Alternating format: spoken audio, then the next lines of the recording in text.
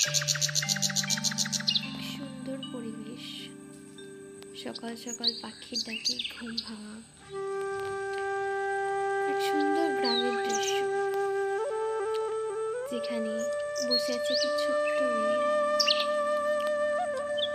আজকে গল্প বলবো এক দরিদ্র পরিবার, ছোট্ট দরিদ্র পরিবার।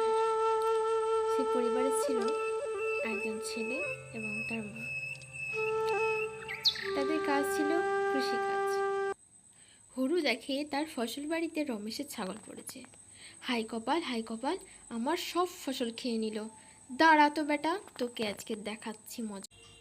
দাঁড়া বলছি, দাঁড়া রামের ছাগল, দাঁড়া বলছি, তোকে আজকে যদি ধরতে পারি রে বেটা, আজকে তোর একদিন কি আমার এক। হরু হাঁটতে হাঁটতে চলল রামের বাড়ি।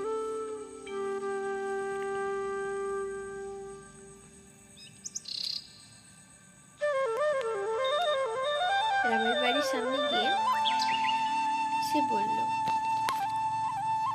রামের মা, ও রামের মা, বাড়িতে আছো?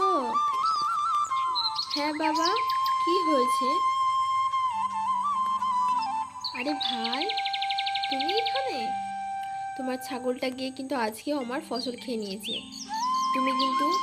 তোমাকে কিন্তু আমি সাবধান করছি, তুমি কিন্তু তোমার ছাগল বেঁধে রাখো।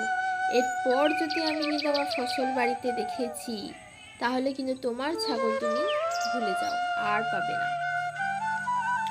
রাম গাছের তলায় বসে চিন্তা করছিল বাড়ির জন্য যে কিভাবে সংসার চলবে, কিভাবে কি করবে। সেই সময় তার মা তার কাছে এসে বলল, আজকে জানিস বাবা কি হয়েছে?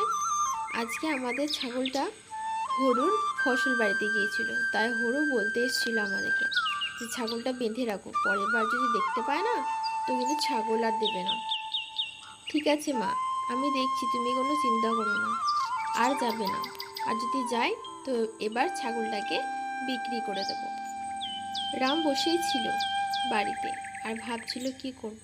তখনই তার মা বলল, যা বাবা, গিয়ে স্নানটা করে আয়। তারপর রাম উঠে স্নান করতে চলে গেল নদীতে। সে হাঁটতে লাগলো নদীতে স্নান করার জন্য।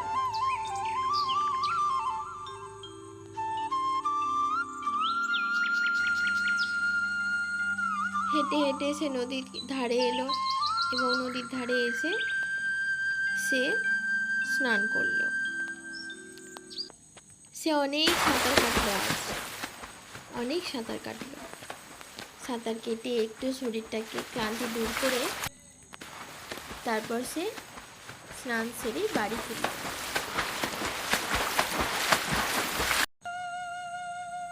হাঁটতে হাঁটতে যাচ্ছিল সে বাড়ির দিকে।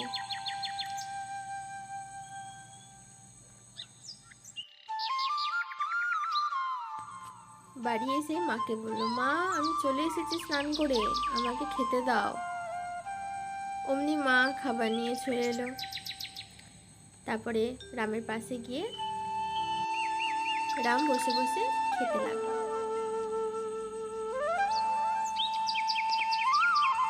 রোজকার মতো সে বাইরে বেরিয়েছিল, কিন্তু এ কি, আজকে তো অনেক বৃষ্টি। আজকে সে হঠাৎ করেই বৃষ্টির মুখোমুখি হতে হলো তাকে। প্রচণ্ড পরিমাণে বৃষ্টি, বৃষ্টিতে পুরো জমি ক্ষেত সব নষ্ট হয়ে গেল। রাম প্রচণ্ড চিন্তিত হলো। বাড়িতে এসে মাকে বলল, মা, ফসল তো সব নষ্ট হয়ে গেল, এবার কি হবে, কি খাবো আমরা? চিন্তা করিস না বাবা, কিছু চিন্তা করিস না, আয় বস। দেখ, ভগবান যখন এমন করেছে, নিশ্চয়ই কিছু ভালোর জন্য করেছে, অত চিন্তা করিস না। রাম পরের দিনই মন্দিরে গেল এবং মন্দিরে গিয়ে সে ভগবানের কাছে প্রার্থনা করল, হে ভগবান, আমি জানি আপনি যা করেছেন ভালোর জন্য করেছেন, কিন্তু আজ আমার বড় ক্ষতি হয়ে গেল ভগবান।